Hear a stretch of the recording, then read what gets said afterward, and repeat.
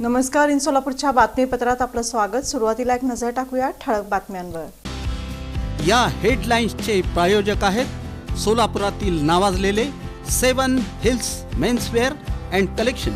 आता best quality आणि perfect fitting फक्त 7 हिल्स मध्येच. सोलापूर बाजार समितीमध्ये गेल्या 1.5 महिन्यात सुमारे 360 कोटी रुपयांची कांद्याची उलाढाल. राज्यातील 3ऱ्या क्रमांकाची म्हणून ओळख.